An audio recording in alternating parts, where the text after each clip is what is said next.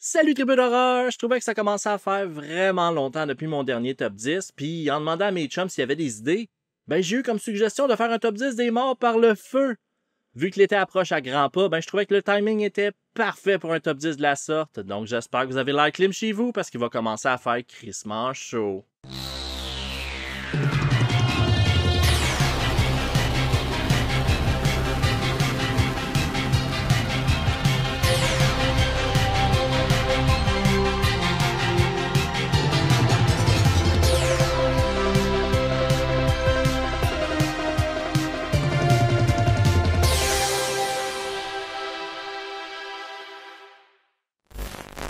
Je planifiais faire cette vidéo-là au début de l'été passé, mais avec tous les feux de forêt qu'il y a eu pendant la saison chaude en 2023, je me suis gardé une petite gêne. Mais là, vu qu'on est encore au printemps et que les grosses chaleurs n'ont pas encore commencé à nous accabler, je pense qu'il est enfin temps de faire ce top 10-là.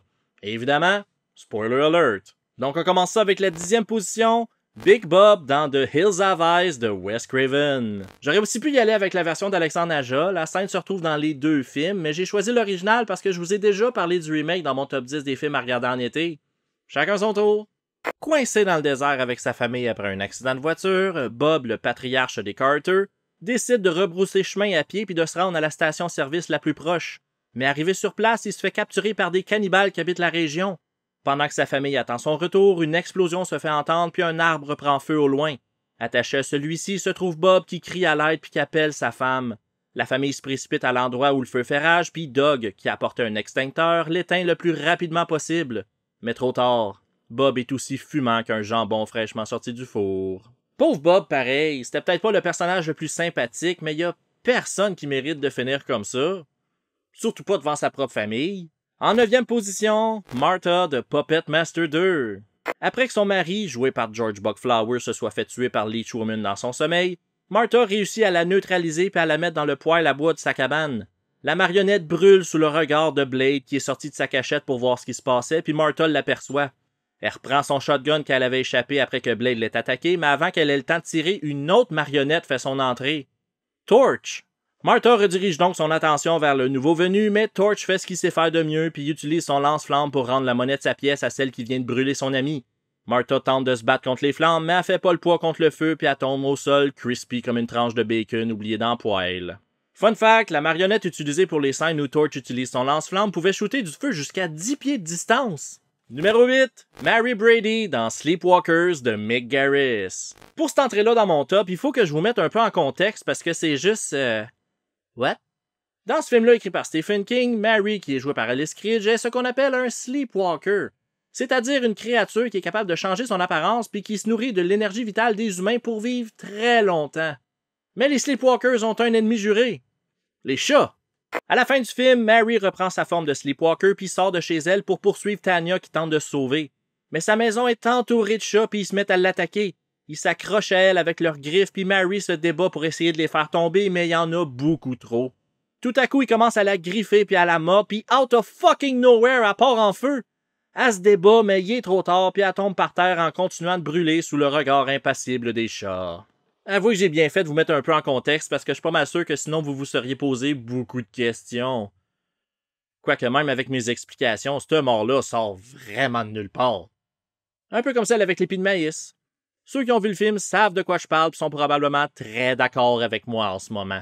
En 7e position, Lillian Grayson dans The Black Cat de Lucio Fulci. Cette fois, au lieu de faire partie des héros comme dans Sleepwalkers, ce chat-là est pretty much un slasher villain. Ben oui, un chat pas trop stable, du jamais vu.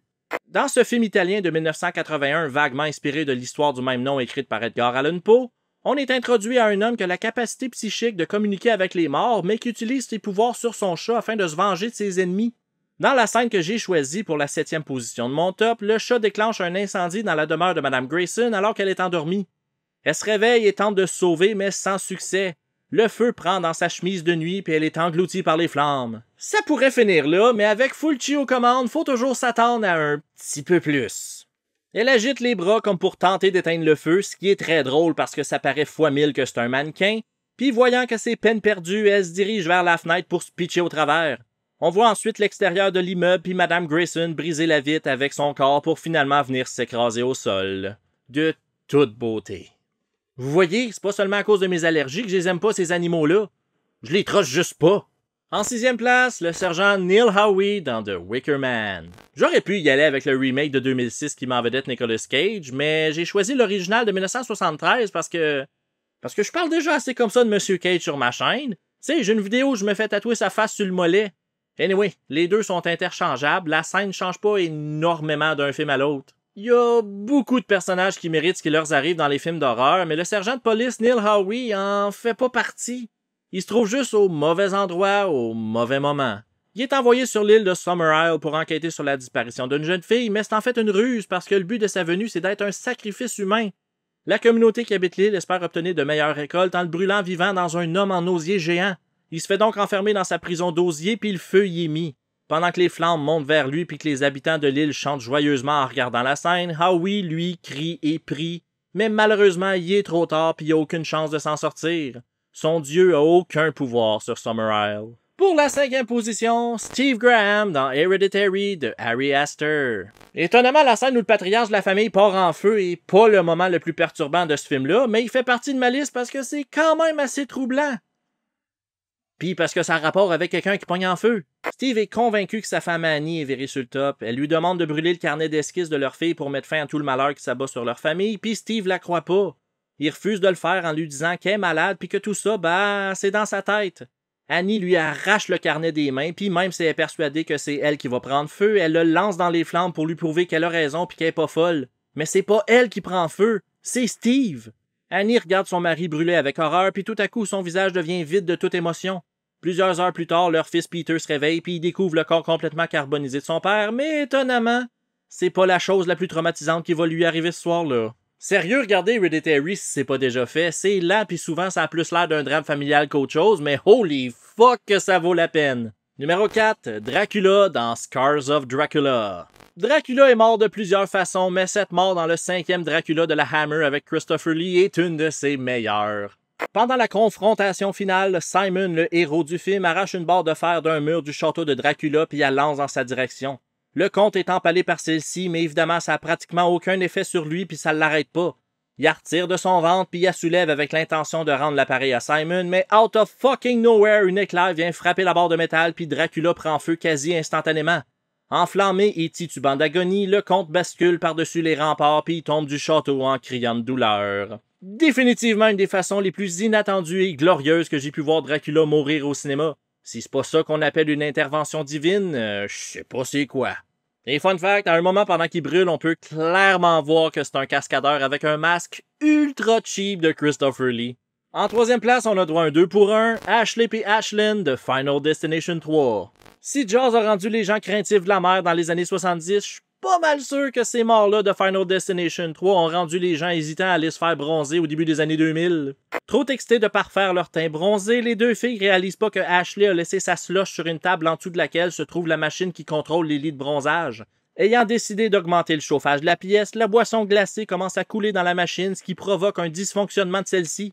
Si c'était juste ça, elles auraient probablement pu s'en sortir, mais c'est Final Destination, puis la mort les laissera pas s'en aller aussi facilement.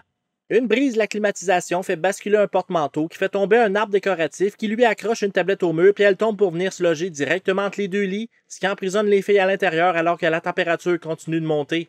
Le feu finit par pogner puis, ayant nulle part d'autre où aller, elles sont brûlées vives. La scène se termine avec une transition vers les funérailles des victimes où les deux cercueils sont un à côté de l'autre comme l'étaient les lits de bronzage, puis ça, c'est une des meilleures façons de switcher de scène que j'ai pu voir dans un film. En 2e position, un autre 2 pour 1, le Maniac Cop et Turkel dans Maniac Cop 2. S'il y a un slasher villain qu'on n'entend pas assez souvent parler, c'est ben le policier Matt Cordell de Maniac Cop.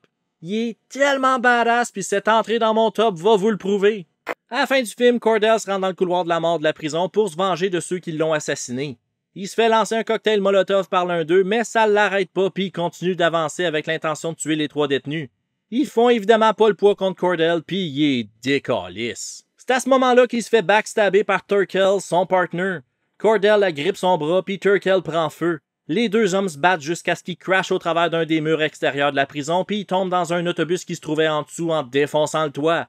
La cerise sur le Sunday, l'autobus explose. Si après ça, ça vous donne pas le goût de regarder les Maniac Cop, je peux malheureusement rien pour vous. Et finalement, en première place, l'entièreté des morts dans le film Firestarter. Bon, je sais que c'est un peu de la triche, mais s'il y a bien un film que toutes ces morts méritent d'être mentionnées dans un top 10 des morts par le feu, c'est bien Firestarter.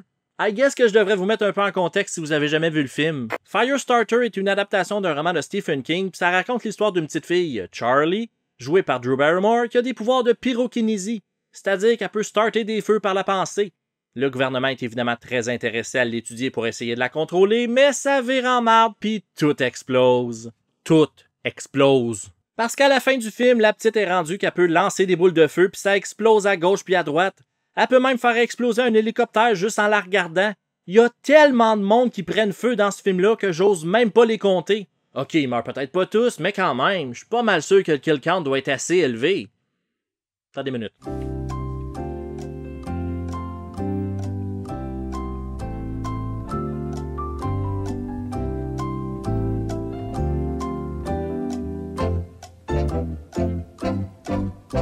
OK, d'après les internets, il y a 23 morts causées par Charlie. Pas pire. Donc c'est pas mal ça pour mon top 10 des morts par le feu. J'espère que vous avez apprécié puis que vous me jugerez pas trop si j'ai oublié une mort hyper marquante. Tu sais, j'ai essayé d'y aller avec des morts auxquelles on pense pas immédiatement, des morts dans des films un peu plus obscurs, fait que c'est pour ça que j'ai pas mis Michael Myers d'Halloween 2, ni Freddy Krueger, puis ni Cropsy de The Burning. Quoique lui, c'est vrai, il en meurt pas. Mais bon, c'est ça qui est ça. En terminant, n'oubliez pas de donner de l'amour à mes amis et partenaires qui sont affichés présentement à l'écran. C'est vraiment du bon monde, puis ils travaillent tous fort pour vous divertir, vous informer et vous offrir du contenu de qualité. Aussi, un gros merci à mes tripeux ultimes et merci aussi aux autres membres Patreon qui aident à financer ce merveilleux projet. Sans vous, je serais pas rendu aussi bien équipé. Et comme d'habitude, si vous avez aimé ma vidéo, pensez à laisser un petit thumbs up, ça aide beaucoup. Laissez-moi savoir en commentaire si vous avez d'autres morts marquantes causées par le feu, puis n'oubliez pas de vous abonner afin de ne rien manquer sur Horreur FM. À la prochaine les tripeux!